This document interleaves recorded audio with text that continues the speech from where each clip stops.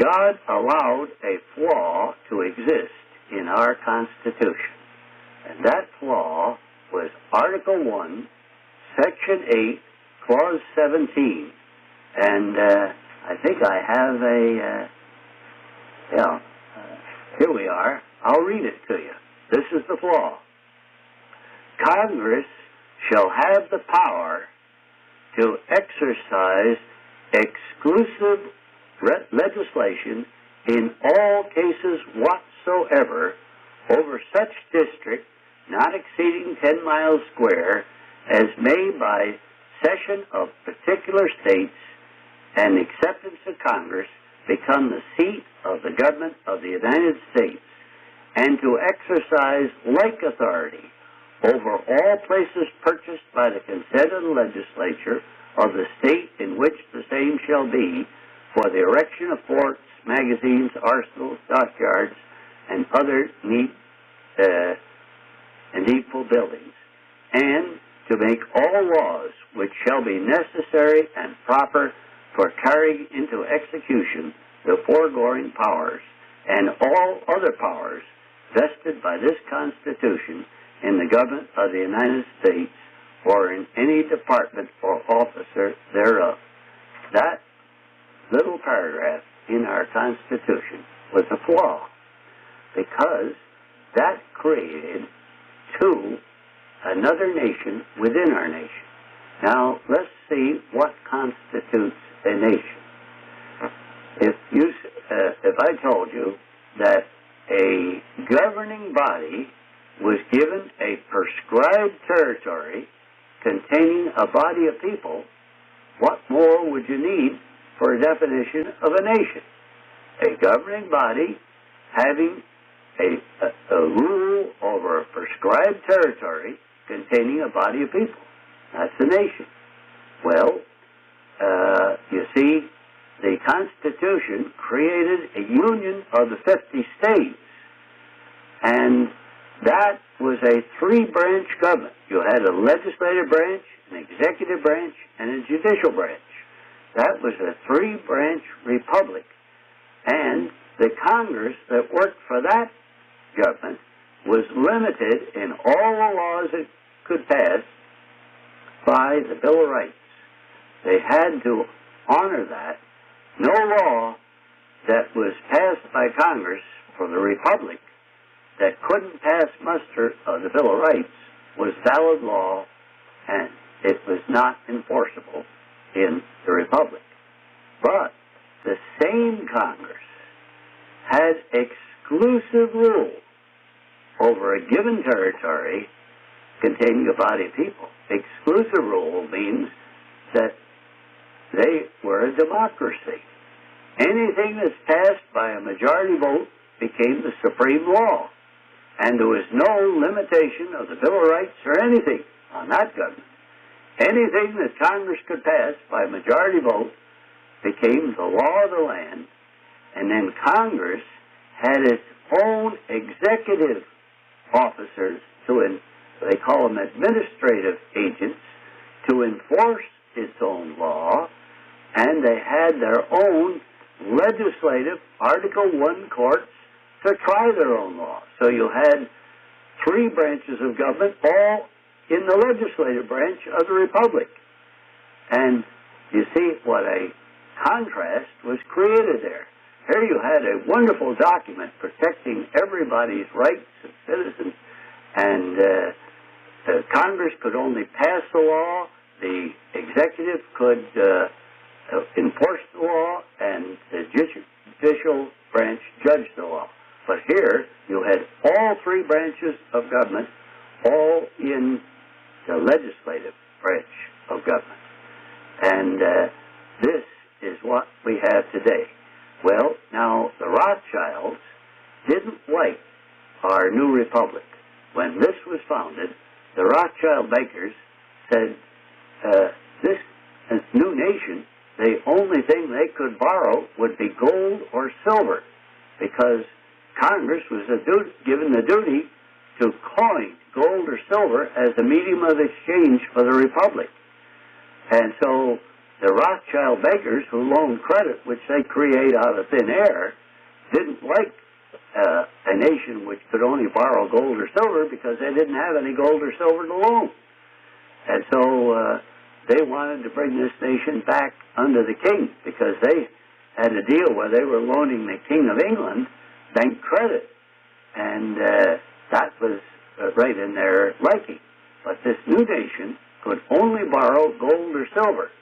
So they financed England in the War of 1812, hoping to bring America back under the king. But they lost the war. And so America prospered just like God said it would prosper in Deuteronomy 28, verses 1 to 14. We had all these blessings that God could provide. But then America began to get too much prosperity, and I guess our Israelite people, we can't stand prosperity. When we get that way, we begin to think that we created the prosperity in our own skill. We don't need God anymore. Well, once a nation gets like that, they need to be disciplined. And so the discipline was brought on by the Rothschilds discovering the flaw in our Constitution. See, God kept them blind for many, many years.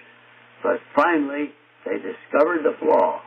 And they said, well, Congress could not borrow anything but gold or silver when Congress was working for the Republic. But Congress, in the legislative democracy, could borrow anything they please and make anything they want a legal tender in a payment of debt. And so they loaned Congress, working for the legislative democracy, the national debt. But it was not long before Congress had borrowed more than that little nation, the legislative democracy, could ever repay. Well, how can we sucker the rest of the United States into this debt? Well, the trick is to use the United States in two different ways.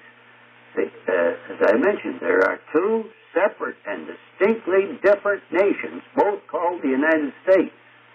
And one of the favorite tricks is to get you to say you're a United States citizen, and they always interpret that as meaning that you are a citizen of the Article 1, Section 8, Clause 17 democracy. And if you don't know any better, and they make that assumption, and you don't correct them or object to that assumption, well, then you waived your rights under the Republic, and sorry, but you're going to do as Congress says to do. And this is the way we've been taken into this legislative democracy. And another thing, how to make the people of the Union of the 50 states responsible for the debts of this little nation here in Washington, D.C. Well, the way we can do that is through commercial agreements. And so what Congress did, and this is where Congress works, you'll find they work a lot more for the legislative democracy than they work for the Republic. And that's where they can usurp power. So what they did, they left the Republic short of a medium of exchange. They weren't coining enough silver and gold to carry on commerce. But the politicians said, oh, we're here to help you, and we want to help you. We will let you, we have plenty of paper money here in Washington, D.C. We will allow you to use this paper money for all your business throughout continental United States. We will make this a legal tender throughout the United States. Of course, at first it was redeemable in gold or silver on demand, but they got it, this paper money spread out, and of course the politicians tell us how good we are, why you've got to go modern That's been a technique all along, you know. Anything new is better than anything old. And, of course, carrying these silver coins around in your pockets, well, it makes holes in your pockets. Your wife has to work sewing up all the holes that you wear in your pockets. And we want to save the people and wives all this work of sewing up holes in their husbands' pockets and so on. So if you carry paper money, you won't have that problem. And let's go modern and everybody deal in this new paper money, which is so much better and more efficient than the gold or silver coin. Well, the people went for it, and they used this money. But gradually, they had to get us more involved. So we were using this money, but they took away the redeeming quality into gold or silver from it.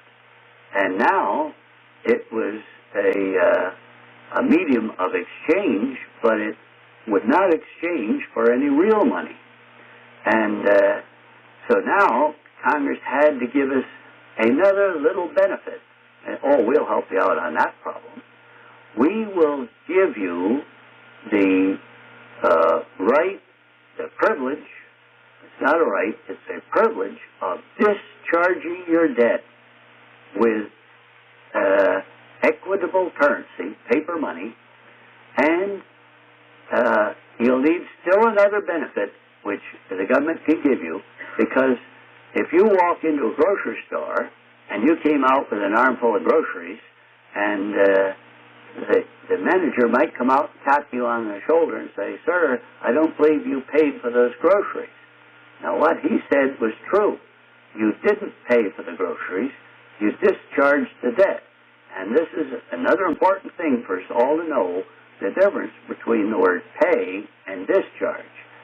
Suppose a pound of butter is worth $1. If you give the grocer a silver dollar for a pound of butter, the effort to make 1 ounce of silver exactly equals the effort to make 1 pound of butter. So it was an even exchange. You paid for your butter. But if you give the grocer a piece of paper with a figure written on it, there is no intrinsic value in the paper, but you got the butter. So what you did, you discharged the debt instead of paying the debt. And then the government says, you will need a benefit which we will give you, because we don't want you to get out in that parking lot and have the grocer tap you on the shoulder and say you didn't pay for those groceries, which you didn't do. You only discharged the debt. But we will give you limited liability on the discharge of your debt. How good they were. Now that means that you can never be brought into court for not paying your debt. You can discharge your debts with limited liability. And that, you see, puts you under a contract with the federal United States. And once you're in a contract with that group, there's a little system of law, but I haven't got time to go into it, but that ties you in to the national debt of federal United States. So that's how they say we owe $3 trillion in debt, the national debt of the nation. But actually, it's the federal United States that owes that debt, not the continental United States where we live, because the citizenry of continental United States were supposed to have had silver or gold, and their congressman working for them was only empowered to borrow silver or gold. But they borrowed that paper when they were working for the legislative democracy. And we have been suckered into that legislative democracy. And so this is one other thing that you need to know. Law does not compel performance. You're free at law to do anything you please, provided you do not infringe upon the life, liberty, or property of someone else. It's only when you damage somebody else and they file a complaint that you can be brought to account for what you do. But other than that, you're free at law to do anything you please. Now, when they say, it's the law, you are required to buckle your seatbelt, you are required to file an income tax, that is compelled performance. Whenever you see compelled performance, you're dealing with a contract or a commercial agreement. You can be compelled to perform to the letter of any contract that you're under. That's even under the system of law that the Founding Fathers set up. A contract, you give up your rights, and you agree for this consideration to do this, this, and this. And if you fail to do any one of those three things, the court, you can be brought into court, and the court will compel you to perform to the letter of a contract. Well, that operates under the common law. But under the common law, a contract must deal in substance. A contract is based upon silver or gold. When a contract is based upon equitable paper, it is not enforceable under the common law. The common law deals in substance. So contracts that are dealing in paper are not enforceable under the common law, and so they had to invent a new system of law, because all contracts today, if you hire a painter to paint your house, the contract is in terms of Federal Reserve notes, paper, not gold or silver. So that contract would not be enforceable in a common law court.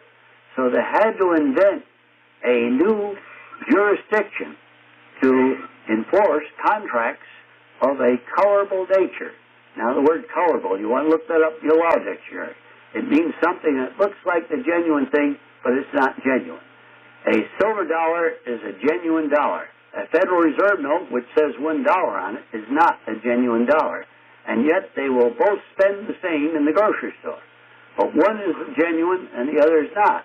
Now, if you have contracts with a colorable consideration, the whole contract is colorable. That means it looks like a contract, but it's not a genuine contract. That contract is not enforceable under the common law. So they had to invent a new colorable jurisdiction to enforce colorable contracts. And that's what we have today. And here is what you find when you go into a court today. The court presumes that you have a contract with the federal United States. And